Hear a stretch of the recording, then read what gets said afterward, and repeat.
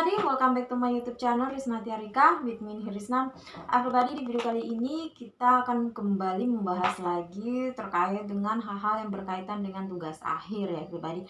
Di video kali ini kita membahas salah satu konteks yang biasanya ada dalam tugas akhir atau dalam pembuatan jurnal biasanya, yaitu berkaitan dengan abstrak.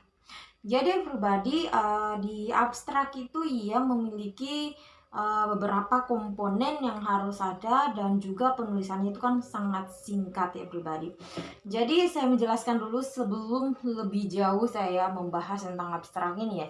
Jadi abstrak ini itu everybody merupakan gambaran secara umum terkait dengan penelitian yang kita lakukan.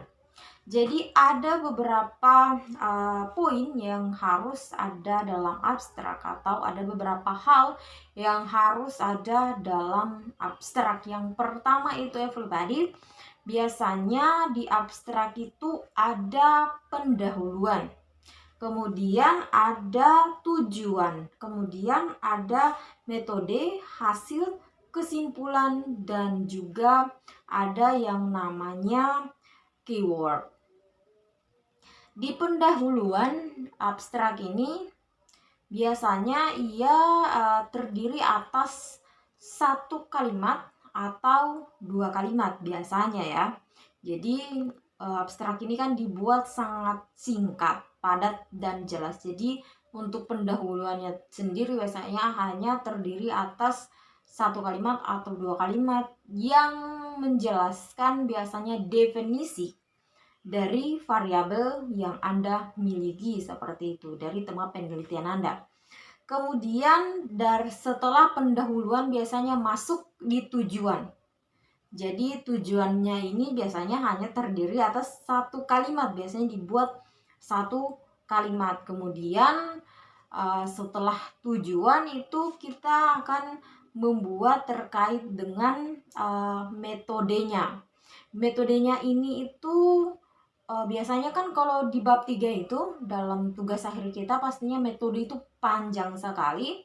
Tetapi kalau untuk di abstrak itu diberikan saja gambaran secara singkat, padat, dan jelas terkait dengan metodenya ini. Walaupun sebenarnya singkat padat, tetapi ini bisa dilihat bahwasanya menggunakan metode ini dan ini. Jadi metodenya itu hanya sekedar disebutkan tanpa dijelaskan seperti apa pengerjaannya. Jadi makanya di metode itu sangat singkat, padat, dan jelas, dan mudah dipengerti oleh para pembaca everybody.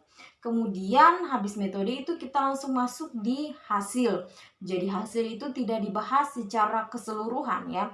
Jadi hasil ini hanya biasanya menjawab dari tujuan saja. Jadi biasanya hasilnya kan dibahas itu secara panjang lebar. Tetapi kalau di abstrak ini hasilnya hanya memberikan hasil akhir saja begitu. Kemudian selanjutnya setelah hasil ini ada kesimpulan. Di kesimpulan biasanya hanya terdiri atas satu kalimat. Kalau di hasil itu biasanya bisa terdiri atas 2-3 kalimat seperti itu. Jadi cukup panjang sebenarnya di hasil. Juga di metode biasanya ada terdiri atas 2 kalimat seperti itu. Kemudian kalau di kesimpulan ya hanya satu biasanya kalau di abstrak itu. Kemudian terakhir ada di keyword. Biasanya keyword terdiri atas 3-5 kata ya everybody.